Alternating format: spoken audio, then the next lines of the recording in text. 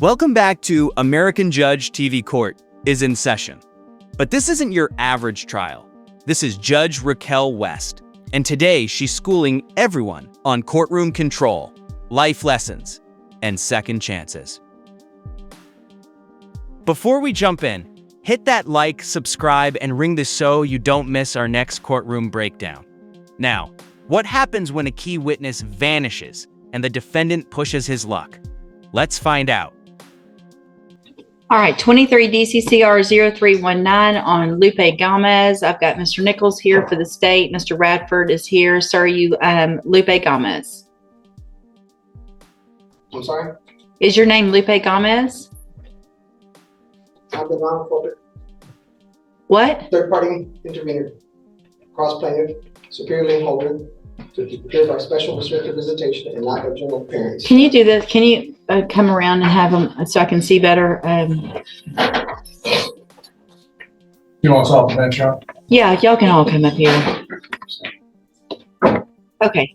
So I have a couple questions. No, well, hold on. You don't get to ask questions. I'm going to ask the questions. Mr. Gomez. Can happen until all parties are identified into the record. All right. So, Mr. Tell me again who you are. Who are you saying I'm you a are? non-corporate third-party intervenor, here by special restricted visitation and not by general appearance, under duress by the means of threat, coercion, and kidnapping. Okay. Have you ever been known by the name of, in the past, Lupe Gomez? Will you state your name for the record, please? And will you order the prosecutor to state his name for the record? And do either one of you have a claim against me? We do have a claim against you. My name is Raquel West. I'm the judge of the 252nd District Court. This is Mr. Luke Nichols. He's one of the assistant district attorneys in my court. Mr. Radford is here representing you. Okay. There's an indictment. There's a motion to quash. Mr. Radford has filed that we're here for today. I'm going to take judicial notice of the court's file, which includes numerous documents, including a indictment, the probable cause affidavit, other identifying information that does identify you as Mr. Lupe Gomez. And I'm going to make the finding at this time that you are, for purposes of this hearing, Lupe Florencio Gomez. And we're going to go forward with the motion to quash. Mr. That's a motion to suppress it. Motion to suppress. I'm sorry. Let me get that pulled up. I have a motion to quash as well, correct? Yes, you do. Hold on. I think that's a pro se motion. Okay, so we're here on Mr. Radford's motion to suppress. Let me find that one. It's okay. I'm looking. Well, while you're doing that. Nope, stop talking. Stop talking. Your foreign agents registration statement. My what? Are you refusing to do so? I am. Okay. Here we go. All right, so Mr. Radford filed, it's entitled Motion to Quash and or Suppress Evidence. Oh, okay. And that's why I was confused because it just showed the first part. And 23 DCCR 0319, this was filed April 29th of 2024. And Mr. Nichols, you may call your first witness with regard to the suppression. State calls Officer Chad Morrison. Would you please call the name?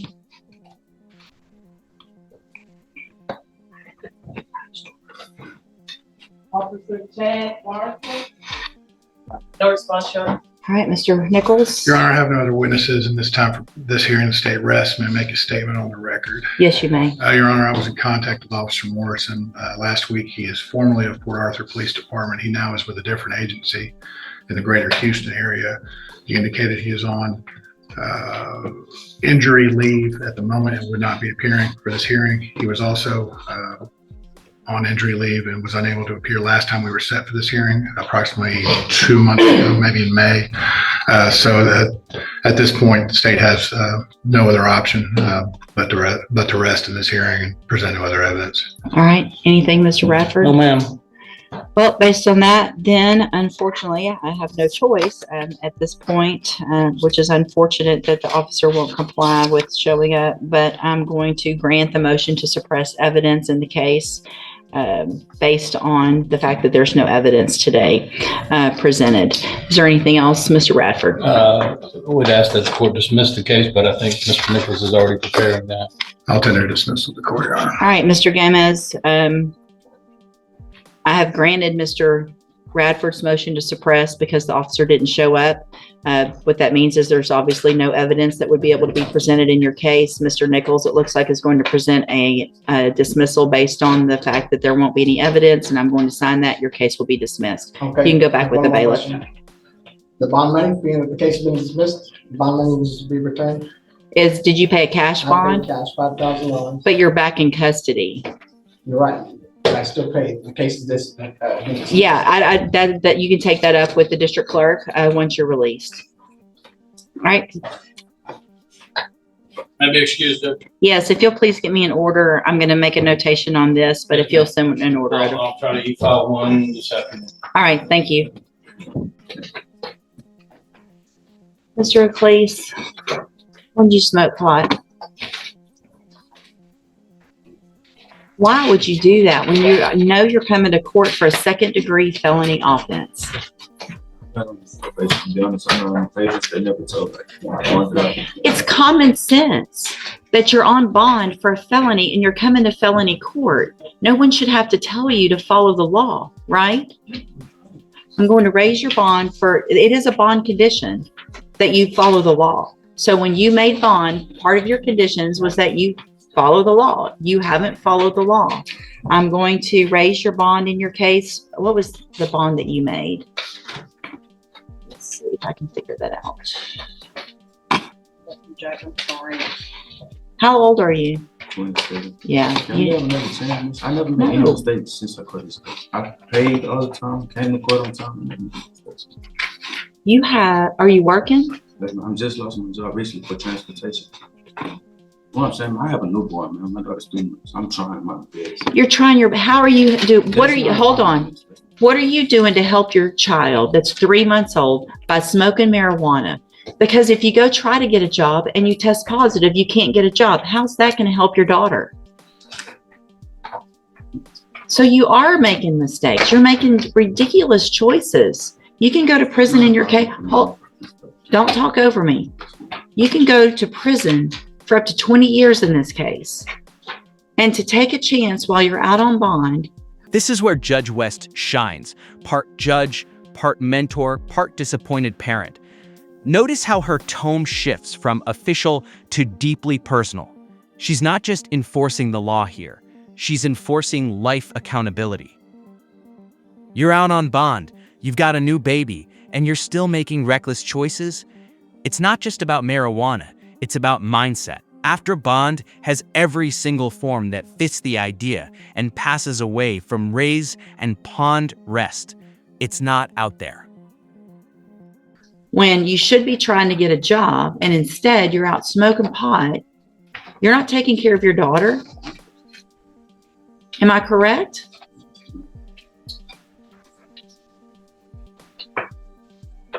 Judge, if I may, is it possible the court would consider amending his bond conditions for the drug patch in the situation in lieu of raising his bond and putting him back in custody? Sure. I'm 27. I've never had any drug charges, anything like that. I'm gonna be honest. I know I shouldn't have been smoking, but in my head, I'm saying, okay, I'm not going for a drug charge. I don't have prior drug charge. I didn't know it was a possibility that I would get to. It's not a problem for me to start smoking. It's not. I could have a tattoo. The bond's been paid on time. I come with it. I'm not a bad person. Okay. I just thought, okay, you're not. Here's the thing. If you can take care of all those things, then you can also hire a lawyer. I'm just not working. I could have a tattoo on the side. I just stopped working. Just stopped. Let's say my daughter's 3 months. I was working exactly. Certified surveyor. So, but there's other companies out there that you could be looking to get a job and they're not going to take you if you're testing positive. So I'm not saying you're a bad person. Most of the people here that are in front of me aren't bad people.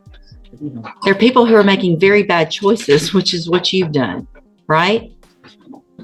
Probably on more than one occasion. So if you don't have a problem doing that, I mean, we've got a couple of things going on here. Number one, if you were working for Zachary, I'm not real sure why I appointed you an attorney back when, okay. So you should already, if you have all those certifications, there are other companies out there, you don't have criminal history right now.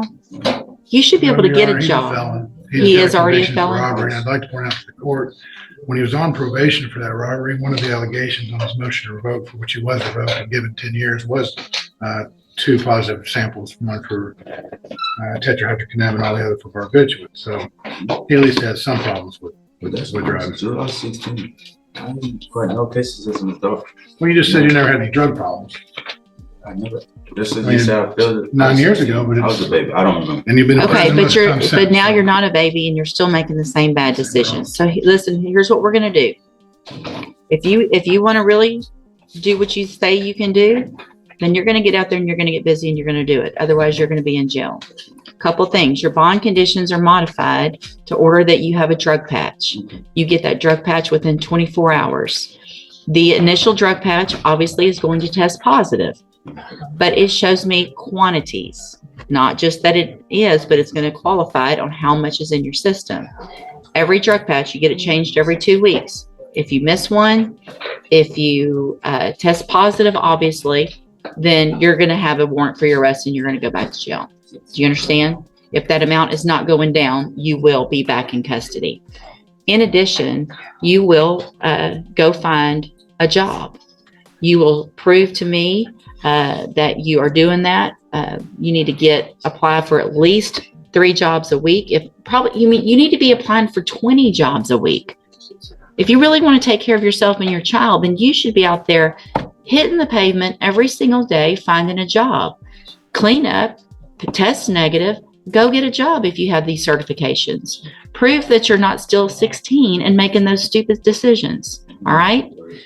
I'm going to reset your case. You need to stay in touch with Mr. Lewis. I want proof by tomorrow that you have the drug patch. Mr. Lewis, your bondsman can let you know where you can go get that on. So call the bondsman today when I leave here? As soon as you leave here, call the bondsman. Actually, before you leave, the probation officer has a list of places that has it. She's going to give it to you right there at that desk. She'll give you a list. You need to go get that on. You need to get a job, start making some money, and potentially be hiring your own attorney. Right now, Mr. Lewis is going to remain your attorney, but I want you to be working on all of those things. Take care of your business. All right? Thank you so much. All right. This is your only chance on this kind of stuff. Okay. You're free to go. Thank you, Judge. Another case closed, but the real verdict? That life doesn't hand out unlimited chances. What would your Judge Raquel West moment look like? Redemption or regret? Drop your verdict in the comments, and don't forget, every gavel drop tells a story. Get subscribed, smash that like, and stay tuned for more real justice, real lessons, and raw emotion. Court's adjourned.